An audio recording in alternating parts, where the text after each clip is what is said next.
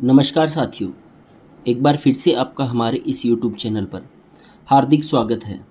आज की इस वीडियो में हम एक बहुत ही सिंपल से टॉपिक जिसका नाम है लघुत्तम समापवर्त्य और महत्तम समापवर्तक, इस टॉपिक पे हम चर्चा करेंगे। ये टॉपिक देखने में बिल्कुल आसान है, लेकिन कई बार यहाँ से जब प्रश्न अच्छे से बनाया जाता है तो फिर जो भी तैयारी करने वाले साथी हैं उनको परेशानी हो ही जाती है। ठीक है, तो इसीलिए हम बिल्कुल हल्के दिखने वाले टॉपिक्स को भी अच्छे से तैयार करने का प्रयास करेंगे। चलिए, आज की इस वीडियो में हम सबसे पहले पढ़ेंगे लघुत्तम समापवर्त्य क्या होता है। ठीक है,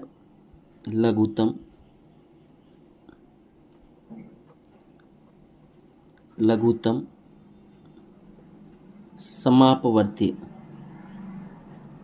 ठीक है, देखिए इसका शुद्ध हिंदी शब्द जो है वो बहुत ही कम प्रयुक्त होता है।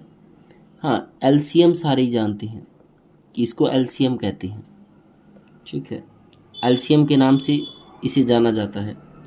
इंग्लिश में इसको क्या बोलते हैं, तो इंग्लिश में इसे कहते हैं लिस्ट। एल का लिस्ट, सी से होता है कॉमन, और एम जो है उससे होता है मल्टीपल।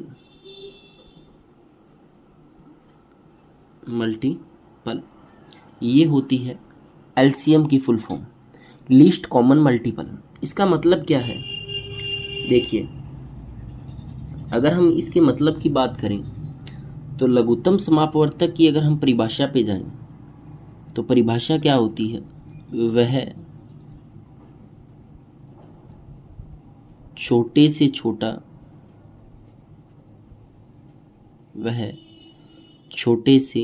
छोटा गुणांक जिसमें दी गई सभी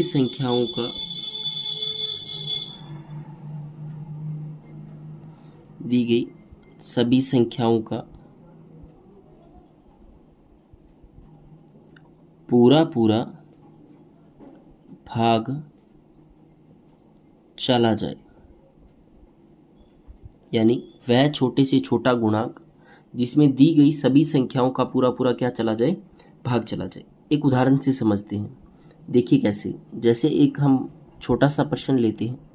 जैसे मैंने लिखा 2, 3 और 4 का एलसीएम है।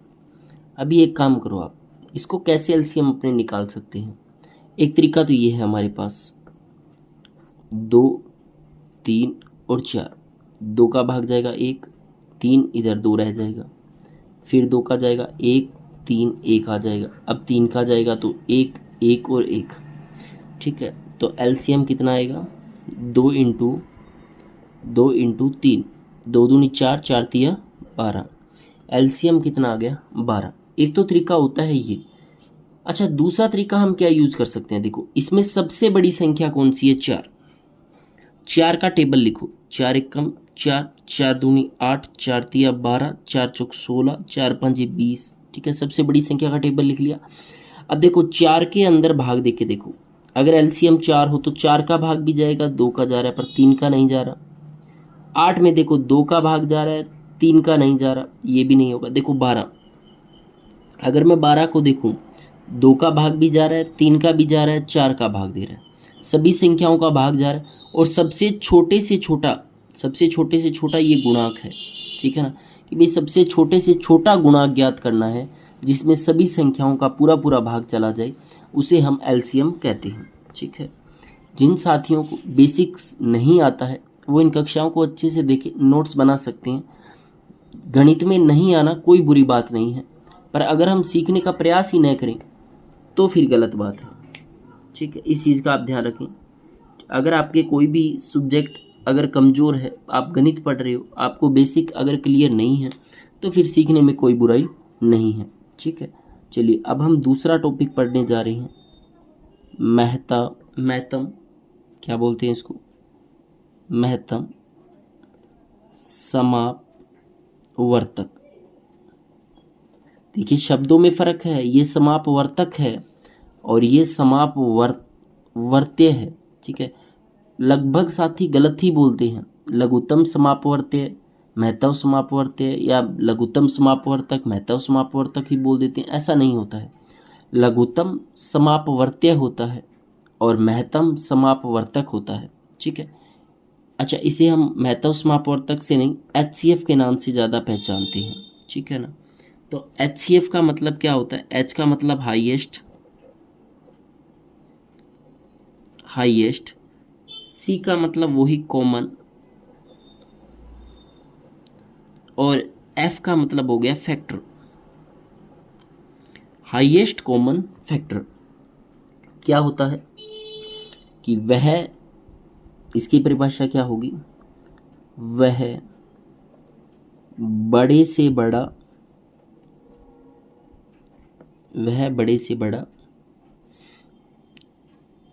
अब देखो वह बड़े से बड़ा गुणांक, उसमें तो जिसमें था, यहाँ क्या लिखेंगे? जिसका दी गई सभी संख्याओं में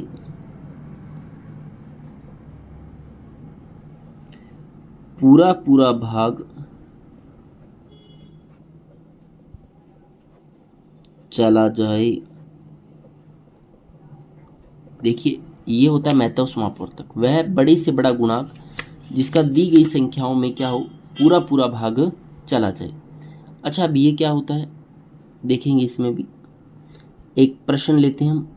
जैसे मैंने वही प्रश्न ले लिया, 2, 3, 4 का HCF ज्ञात करो, HCF ज्ञात करो। ठीक है, ये प्रश्न है। तो देखो HCF का नियम क्या होता है? अलग अलग निकालो, 2 का अलग, 3 का अलग, 4 का अलग। 2 में 2 का भाग जाएगा 1, 3 में 3 का भाग जाएगा 1, 4 में पहले 2 का भाग चला जाएगा 2 आएगा, फिर 2 का भाग जाएगा 1 आएगा। देखो यहाँ क्या हुआ, 2 में तो सिर्फ 2 का जाता है, 2 × 1। 3 में 3 का भी जाता है, 1 भी, क्योंकि अगर देखो 1 को 1 से सोल्व कर सकते हो आप, कोई दिक्कत नहीं है। ठीक है, इसमें भी 1 में 1 आएगा। ठीक है, इसीलिए इसे लिखते नहीं है। 4 में देखें तो 2 × 2 × 1। ठीक है, अब यहाँ एक चीज़ देखिए, कॉमन फैक्टर निकालना है। कॉमन देखो इसमें 2 है लेकिन इसमें 2 नहीं है, ये और नहीं। देखो इसमें 1 है, इसमें भी 1 है, इसमें भी 1 है, तो इनका HCF कितना आएगा? 1 आएगा। HCF कितना आएगा? 1 आएगा। अब वैसे दिमाग भी लगाएं भाई, 2 है, 3 है, 4 है। हमने परिभाषा में यही पढ़ा था कि वह बड़े से बड़ा गुणांक जिसका दी गई संख्याओं में पूरा पूरा भाग जाए। देखो अगर मैं 1 लूँ, सबसे पहले गिनती 1 से स्टार्ट होती है। 1 लिया तो मैंने 2 में 1 का भाग जा रहा है, 3 में जा रहा है, 4 में, सब में 1 का पूरा पूरा भाग जा रहा है। ठीक है, 2 का लूँ तो 2 का तो जा रहा है लेकिन 3 में नहीं जा रहा। अच्छा 4 का लूँ तो 2 में नहीं जाएगा, तो आगे तो 5 संख्या तो है ही नहीं, 4 हाईएस्ट संख्या है। तो इस प्रकार से हम HCF जो है वो ज्ञात करते हैं। एक प्रश्न उदाहरण के लिए और लेते हैं हम। क्या है प्रश्न? एक प्रश्न हम लिखते हैं, जैसे हमने लिख लिया कि भाई 10 है, 15 है और एक हमने लिख लिया 30 है, का HCF भी ज्ञात करना है, LCM भी ज्ञात करना है। ठीक है, कैसे ज्ञात करेंगे? देखो इनका LCM और HCF कैसे ज्ञात करते हैं। अब देखो 10 लिखा हुआ है, 15 लिखा हुआ है, 30 लिखा हुआ है, का HCF और LCM ज्ञात करना है। तो इसको करने का देखो LCM ज्ञात कर लेते हैं इधर पहले। LCM तो आपको पता ही है, 1 के अंदर ही आ जाएंगे 10, 15, 30। 2 का भाग दो, 5 दूनी 10, 15 और 15 दूए 30। ठीक है, अब 3 का भाग जाएगा 5, 3 5 15, 3 5 15। अब 5 का जाएगा 1 1 1। तो यहाँ से देखो LCM कितना आया? LCM आया 2 × 3 × 5। देखो 3 दूनी 6, 6 5 30। तो LCM कितना आ गया? 30। देखो एक सिंपल सा सोचने वाली बात है। 30 का पाड़ा स्टार्ट करो, देखो 30 से कम 30 होता है, इस 30 में 10 का भी भाग जा रहा है, 15 का भी जा रहा है, 30 का भी जा रहा है, तो सबसे छोटा गुणांक तो 30 ही हो गया। तो जाहिर सी बात है एलसीएम कितना होगा, 30 ही होगा। अगर हम एचसीएफ ज्ञात करें तो एचसीएफ के अंदर हम क्या करते हैं, 10 का अलग निकालेंगे, 15 का अलग और 30 का अलग निकालेंगे, तीनों का एचसीएफ अलग अलग निकालेंगे। सबसे पहले 2 का जाएगा 5 आएगा, 5 का जाएगा 1 आएगा, इधर 3 का जाएगा 5 आएगा, 5 का जाएगा 1 आएगा, इधर 2 का जाएगा 15, 3 का जाएगा 5, 5 का जाएगा 1। ठीक है, ये भाग देने होते हैं। तो देखो यहाँ से एचसीएफ कैसे निकलेगा, अगर मैं 10 की बात करूँ तो 10 बराबर है 2 इंटू 5, 15 जो है वो है 3 इंटू 5 के, और 20 और ये 30 जो है ये बराबर है 2 इंटू 3 इंटू 5 के। ठीक है, अब देखो एचसीएफ ज्ञात करना है, कॉमन निकालो। देखो इन सब में कॉमन क्या है, इसमें भी 5 है, इसमें भी 5 है, इसमें भी 5 है, तो इस पूरे का एचसीएफ कितना आ गया, 5 आ गया। ठीक है, तो ये एक और बेसिक सा प्रश्न था जो हमने अभी सोल्व किया है। चलिए हम अगले प्रश्न पे चर्चा करते हैं। तो ये प्रश्न जो है वो गणित की दृष्टि से बड़ा ही अच्छा प्रश्न है, और बहुत से साथी ऐसे होंगे जिनको शायद ये प्रश्न न आए।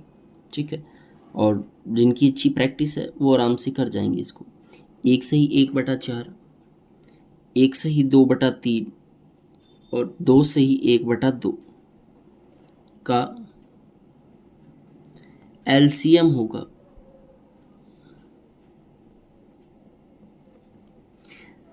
अब सीधी संख्या का एलसीएम तो सभी ज्ञात कर देते हैं, पर इस प्रश्न का एलसीएम कैसे ज्ञात करेंगे, ये बड़ा अच्छा प्रश्न अपने आप में इसी कारण से बनता है कि भाई इस प्रकार के प्रश्न का एलसीएम कैसे ज्ञात करते हैं। एक काम करो, सबसे पहला काम अपने ये करेंगे, मिश्र भिन्न है इनको सोलो करेंगे। 4 एकम 4 और 1 5, ये बदल गया 5/4 में। इसको करो 3 एकम 3 और 2 5, 5/3। इसको करो 2 दूनी 4 और 1 5, 5/2। अब ये संख्या इसमें चेंज हो चुकी है। ठीक है, कि 5/4, 5/3 और 5/2। अब हम क्या करेंगे इनका, अब इस प्रकार का जब प्रश्न होता है ना तो उसको करने का एक सूत्र होता है।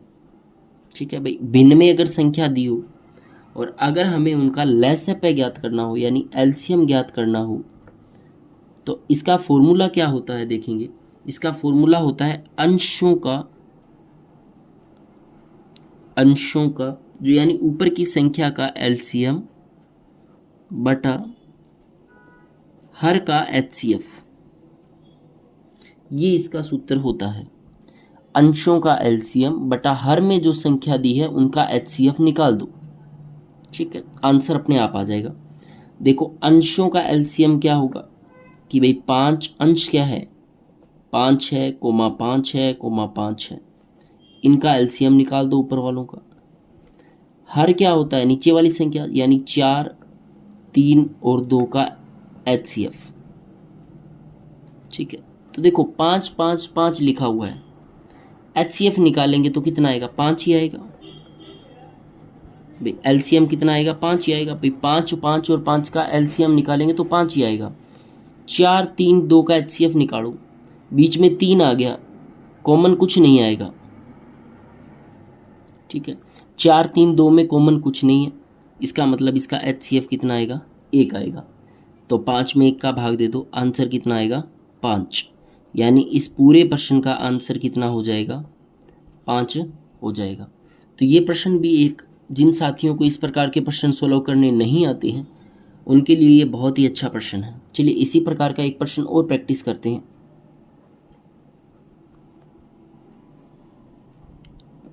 प्रश्न है 1/3 2/9 5/6 तथा 4/27 का एलसीएम होगा। कि बताओ इसका एलसीएम क्या होगा। तो देखो एलसीएम निकालना है, कैसे निकालेंगे, देखो एलसीएम बराबर, सूत्र याद होना चाहिए, अंशों का एलसीएम, देखो एचसीएफ पूछ ले, अगर एचसीएफ पूछता तो यहाँ ऊपर एचसीएफ आता, बटा हरों का एचसीएफ। ठीक है, तो इसमें अंश क्या है दिए हुए, इसमें अंश दिए हुए हैं 1, 2, 5 और 4, इनका एलसीएम बटे हर क्या दिए हुए हैं 3, 9, 6 और 27, इनका एचसीएफ निकाल दो। ठीक है, ये प्रश्न है। अब देखो 1, 2, 4, 5 और 4 का एलसीएम निकालो। 1, 2, 5, 4 एलसीएम निकालेंगे, सबसे पहले 2 का जाएगा, फिर 2 का जाएगा, क्यों यहाँ 2 है, फिर 5 का जाएगा। एलसीएम कितना आ जाएगा 2 × 2 × 5, 2 दूनी 4, 4 5 20, यानी इसका एलसीएम कितना आ गया 20। एचसीएफ निकालना है, यानी हाईएस्ट कॉमन फैक्टर। देखो इसमें सबसे छोटी संख्या 3 है, 3 का भाग 3 में भी जाता है, 9 में भी जाता है, 6 में भी जाता है और 27 में भी जाता है, तो एलसीएम कितना, एचसीएफ कितना आ जाएगा 3। तो इस प्रश्न का जो उत्तर है वो कितना आएगा 20/3 आएगा। ठीक है, अगर हमें एचसीएफ ज्ञात करना हो, एचसीएफ का सूत्र क्या होता है, तो एचसीएफ का सूत्र होता है, ऊपर आ जाएगा अंशों का एचसीएफ बटा हरों का एलसीएम। ठीक है, ये फॉर्मूला होता है कब, जब एचसीएफ ज्ञात करना हो। ठीक है, चलिए हम अभी नेक्स्ट प्रश्न की तरफ बढ़ते हैं। नेक्स्ट प्रश्न करने से पहले एक छोटे से अपने सूत्र पे बात कर लेते हैं, जो बड़ा ही परीक्षाओं में कारगर सिद्ध होने वाला सूत्र होता है। कई बार वो सूत्र जो हैं वो परीक्षा में सीधे सीधे हमें काम आ जाते हैं। कैसे, देखिए एक बड़ा ही अच्छा फॉर्मूला है। क्या है वो सूत्र, एक सूत्र होता है एलसीएम गुणा एचसीएफ बराबर पहली संख्या इनटू दूसरी संख्या,